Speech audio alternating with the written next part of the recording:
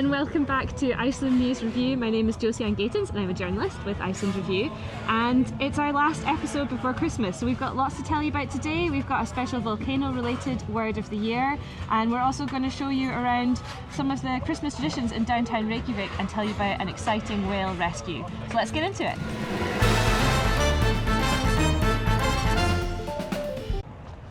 So you're joining us from downtown Reykjavik in the middle of the city. This is Austurvöllur, which is the main square outside of the Icelandic parliamentary buildings. It's also a popular area for shopping and hotels. And at this time of year, it's feeling very Christmassy indeed, with all of the lights. People are out getting their late night shopping done. And as you can see as well, we have snow. And in fact, the Icelandic Meteorological Society is saying that it's very likely that it will be a white Christmas for Reykjavik, at least, as opposed to what translates directly as a red Christmas if you translate it directly from Icelandic. And that's when they have no snow on the ground for Christmas. It was meant to be much stormier weather today, but it's not quite materialised. However, over the next few days in the lead up to Christmas, we are expecting some poor weather, especially on Monday, which is the day that my flight leaves. So, Mum, if you're watching this, I'm very sorry if I don't make it home. But in terms of weather, we were lucky enough to have a conversation with the Meteorological Society. Björn Sævar from the Icelandic Meteorological Society, or Office. Sorry. Yeah. Thank you for keeping me right already. I'm feeling like there's going to be a lot of that. Yeah. And you've joined us here so that you can tell us a little bit more about what weather we're likely to expect over Christmas, because you specialise in long-term forecasting here. No, that's not really long term. It's just a couple of days ahead. But it's like we do everything here. So, but on Monday, which is called Þorláksmessa, very important day, which is the mass of Saint Þorlákur, and then we're gonna have a low coming in from the southwest, and so we're gonna have early in the morning, or like after midnight, it's got increasing winds from the southeast, and starting with snow and then later rain. Okay. And for maybe 4 hours there will be southeast 15 to 23 meters per second with rain, and so it's not going to be nice weather. And then it's going to turn around 9 o'clock to southwesterly wind, like 10 to 18, and turn into showers of rain. Okay.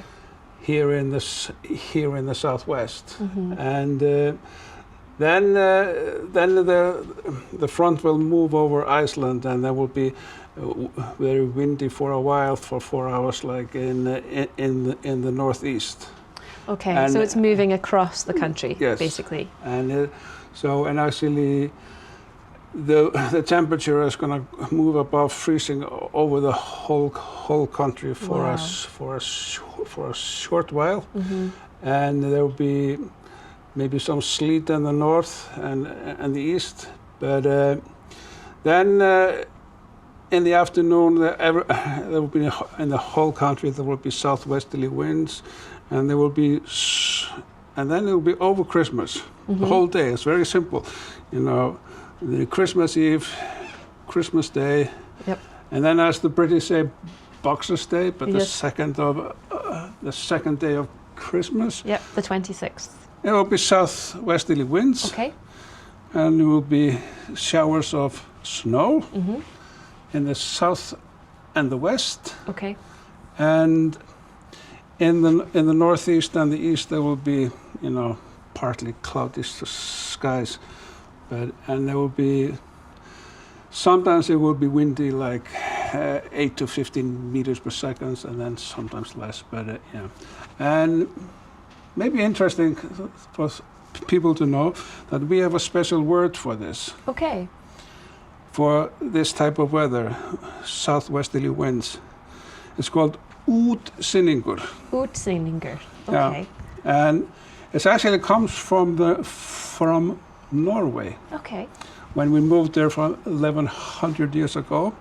So, you know, north way, that's the coast, and so west is called út, out, Okay. out to sea. Okay. And so útsuður is out south, that means southwest. All right. Yeah.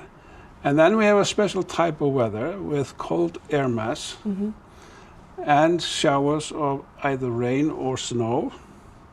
And that's called útsinningur. Útsinningur. And Yes. is that quite typical weather to get at this time of year, or is Yes. it? Yes. Okay. Yeah, but it can happen anytime we have after a cold front or a occluded front has moved over Okay. and stuff. Yeah, but we have a special word for this. So it's one to look out for. And even because the highlands, they block the precipitation, so even if you would just say útsinningur, then the people living in the northeast and the east, they would know that they will not be getting precipitation. Right, because it Yeah. stops in the highland region. Yes. Yeah. Okay, Yeah. that's so interesting. Yeah. So in terms of this mixed weather that we're expecting on Thorlaksmessa Yeah. on the 23rd, how do you think that's going to affect travel and so on that day? Or is there going to be a Yeah. weather warning issued, or is it just kind of people should just be aware of weather conditions generally?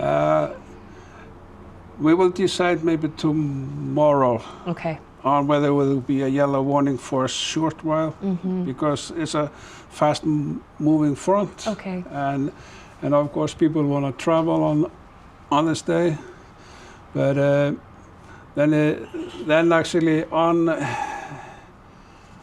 on Christmas Eve in the afternoon, Yep. it's like there will be more continuous showers of snow.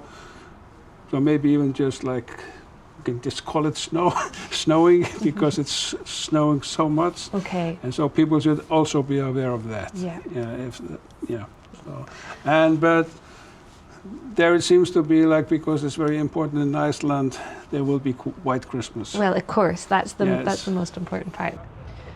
So the main ski resort close to Reykjavik, Blaufell, was closed today in anticipation of the winds that were expected, but it's due to open again tomorrow, so Icelanders can enjoy some skiing prior to Christmas. Oh my god, is it snowing? Oh my god, it's snowing. But on to other news, and we have some exciting news in terms of the Icelandic word of the year. The Árni Magnússon Institute has selected the word hraun-kæling, which translates to lava cooling, as its word of the year. Where are you? There you are. I don't know, these guys are doing filming.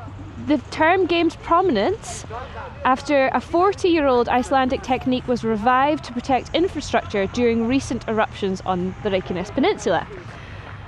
The Árni Magnússon Institute for Icelandic Studies has selected the word of the year 10 times before. Each year it considers 10 words, but only one is chosen. And in recent years, the words chosen have often been linked to significant events such as COVID-19 or the Russian invasion of Ukraine. And now, because of the volcanic activity on the Reykjanes Peninsula, they've chosen this word.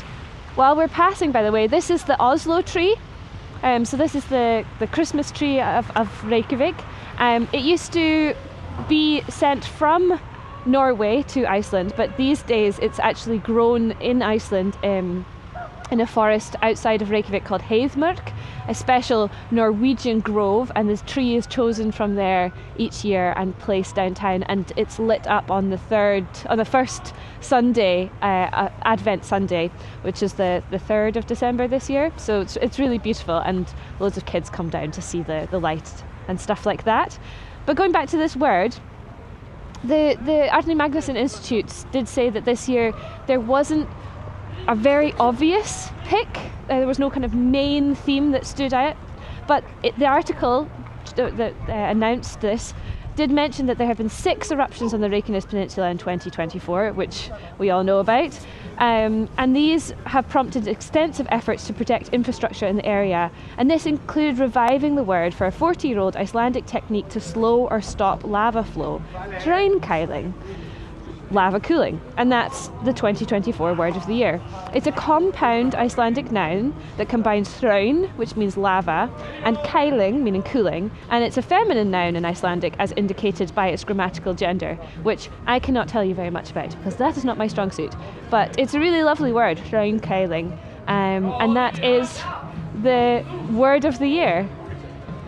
And this area is we're having a Christmas market, and everybody's in a particularly good mood.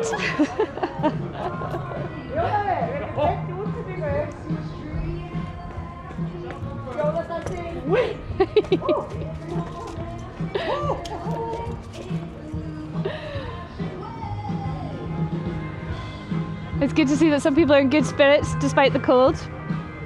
Our next piece of news, in terms of Icelandic culture, we've got a kind of big, exciting announcement, and that is that a film, Touch or Snerting, which is by Baltasar Kormákur, has made the shortlist for the Oscars.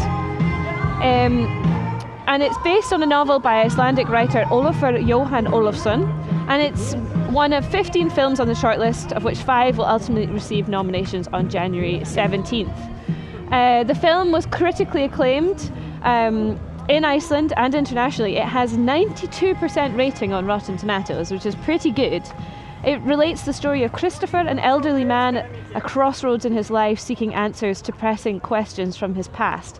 It's not a film that I've seen myself yet, unfortunately, but I'll definitely be looking out for it, and we all wish it the very best for the Oscars. And here we are. We're gonna hopefully pick up some mulled wine here. We have to wait in the queue. While we do that, I will get on to our next piece of news, and that is that there's a new town. An entirely new town is going to be built in East Iceland. This is going to take place in Fljótsdalshérað. That's my best attempt. And it's to meet an increased need for housing plots in that municipality. The town will be located 30 minutes drive from Egilsstaðir, which is the largest settlement in East Iceland. And construction is due to start in 2025 once all the property lots have been allocated. As of 2024, the municipality of this area, which is Fljótsdalshreppur, is home to approximately 100 permanent residents. Oh, okay. Sorry. So it's not a particularly populated area at the moment. But according to estimates, 175 million Icelandic kroner will be invested in local infrastructure, including designs for the town's layout. And the mayor, whose name is Helgi Gíslason, spoke to RÚV, our national broadcaster, about what's expected from the development. And he said, this is a village with probably 25 apartments. People are allowed to have horses and chickens there, and we aim to complete the planning in the next few weeks and should therefore be able to start advertising plots soon, around the beginning of the year. So that's very exciting. Hello. Hi. Would we be able to get some mulled wine, please? Yes, just one. Let's get one just now, and I can get one for Art afterwards.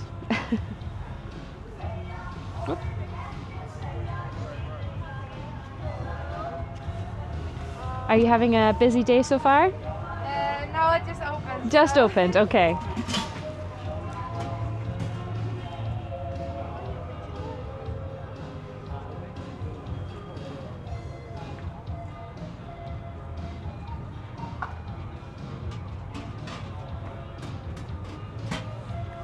Wow, that's a big cup. Yeah, here you go. Thank you so much. Merry Christmas. Merry Christmas to you too. There you go. Oh, that's really good. Let's see if I can maintain my composure to the end of the news.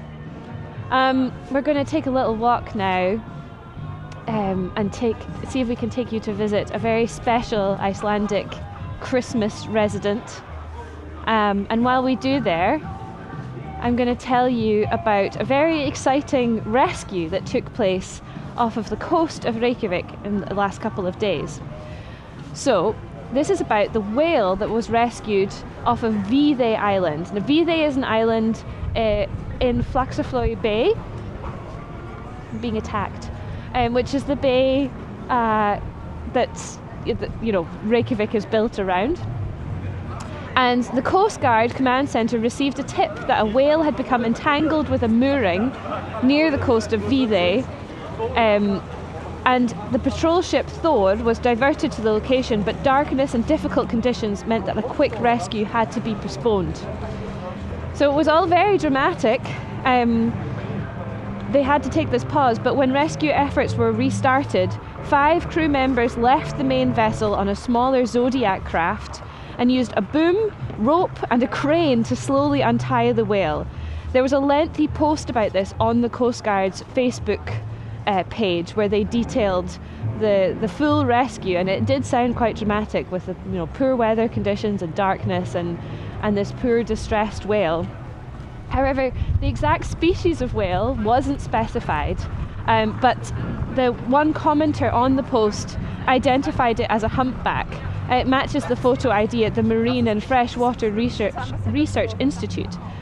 At 6 o'clock in the morning, the whale was finally freed from the mooring and it swam away on its own accord. So a really lovely end to a Christmas miracle story there. And back to Christmas, we are now reaching Reykjavík, which is the main crossroads going from this area to Reykjavik. If you have visited Reykjavik before, you'll know Reykjavik as our main strip, our main shopping street. And this is the Christmas cat.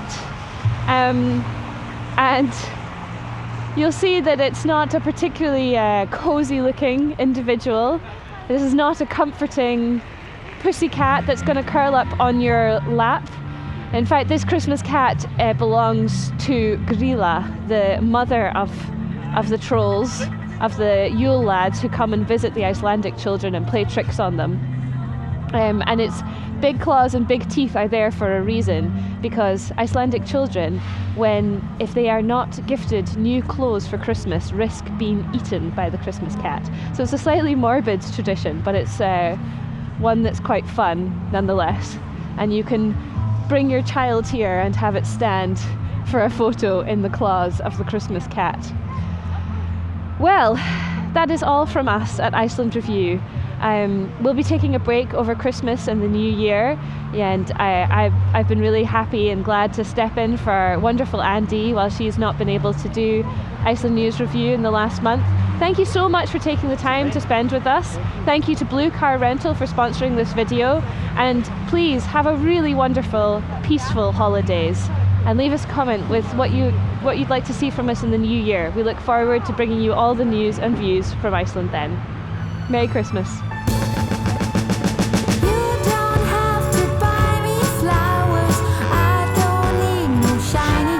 It's really good. I'll get you one after.